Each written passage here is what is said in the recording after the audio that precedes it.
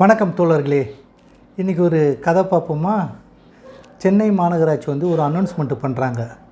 என்ன பண்ணுறாங்கன்னா, யார் டிராஃபிக் ரூல்ஸை ரொம்ப மதித்து சிக்னலு, ஸ்பீட் பிரேக்கு இதெல்லாம் நிதானமாக யார் கடந்து போகிறாங்களோ, அளவான வேகத்தில் கடந்து போகிறாங்களோ அவங்களுக்கு சென்னை மாநகராட்சியின் சார்பாக 1 லட்சம் ரூபாய் பரிசு கொடுக்கப்படும் அப்படின்ற ஒரு அறிவிப்பு வெளியாகுது.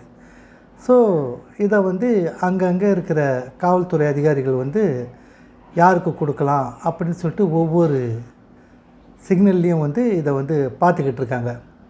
அப்போது ஒரு சிக்னல்லேருந்து ஒருத்தர் ஒரு தன்னுடைய காரை கொண்டு போகும்போது ரொம்ப நிதானமாக, அதே சமயத்தில் அந்த கோடு போட்ட இடத்துல காரை நிறுத்தி பச்சை விளக்கு போட்டதுமே அந்த காரை ஸ்டார்ட் செய்து ரொம்ப அழகாகவும் நேர்த்தியாகவும் அவர் கடந்து போகிறாரு.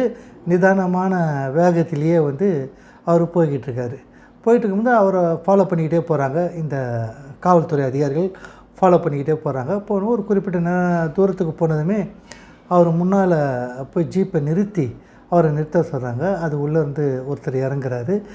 எதுக்கு என்ன நிறுத்த சொன்னீங்க, சொல்லுங்கள் என்ன விஷயம் அப்படின்றாரு. இல்லை சார், நாங்கள் உங்களை நோட் பண்ணோம். நாங்கள் நோட் பண்ணதுலேயே நீங்கள் தான் இந்த சென்னையில் கிட்டத்தட்ட ஒரு 13 கிலோமீட்ரு நீங்கள் கார் ஓட்டிகிட்டு வந்தீங்க.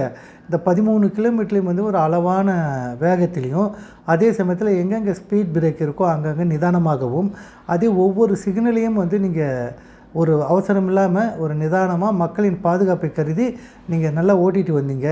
அதனால் உங்களுக்கு சென்னை மாநகராட்சியின் சார்பாக உங்களுக்கு 1 லட்சம் ரூபாய் அவார்டை நாங்கள் உங்களுக்கு கொடுக்குறோம்.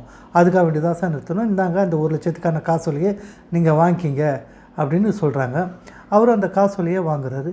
வாங்கிட்டு அந்த காசோலையை பார்த்து அந்த காசோலையுடைய ஒரு சந்தோஷத்தில் அவர் தன்னுடைய பேச்சை வெளியிட்டார். அப்பா, ஃபஸ்ட்டு போயிட்டு நம்ம லைசன்ஸ் எடுக்கணும் அப்படின்றாரு. அப்போ இதை கேட்ட போலீஸ், இன்னும் உங்களுக்கு லைசன்ஸ் இல்லையா அப்படின்றாங்க. அப்போது அவங்க மிஸ்ஸஸ்ஸு கார் உள்ளே இருக்காங்க.